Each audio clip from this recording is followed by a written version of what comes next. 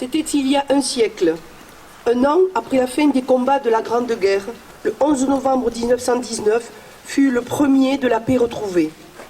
Désormais, le silence domine là où l'orage d'acier a tonné avec fureur. Il règne sur d'innombrables champs de bataille qui ont charrié un si long cortège de morts, de mutilés, de blessés et de traumatisés. Les traités sont signés, l'allégresse de la victoire s'est déployée dans une ampleur incomparable le 14 juillet 1919. L'état de siège vient d'être levé, la vie sociale et politique reprend ses droits, la démobilisation poursuit sa lente progression. Les poilus retrouvent leur foyer, leur famille et leur commune. Ils découvrent une vie bouleversée, une France transformée par une épreuve de 4 années et par de profondes séquelles. Partout, le pays est traversé par la sourde évidence que rien ne sera plus jamais comme avant, que le retour à l'avant-guerre est impossible. C'était il y a 100 ans, une nouvelle page s'ouvrait, celle du souvenir, de la mémoire et de l'hommage.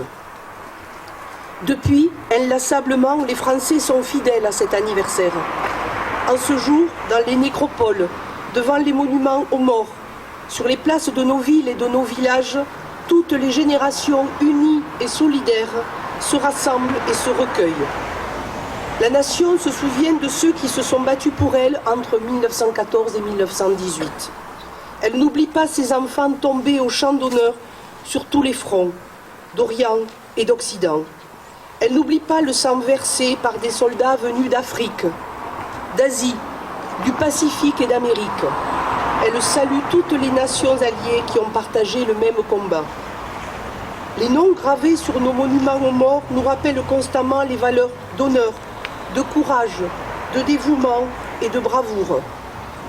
Depuis 2012, chaque 11 novembre est aussi l'occasion d'honorer toutes les filles et les fils de France qui, dans tous les conflits, hier comme aujourd'hui, ont accompli leur devoir jusqu'au don suprême.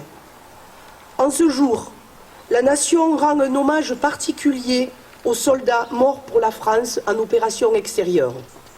En inaugurant un monument national à leur mémoire, le président de la République inscrit dans la pierre comme dans les mémoires la reconnaissance pleine et entière de tout un peuple pour ses combattants. Au lieu de la mémoire nationale, ce monument aux morts pour la France en opération extérieure est aussi un rappel. La préservation de notre indépendance, de notre liberté et de nos valeurs repose sur ceux qui ont donné la vie pour les défendre.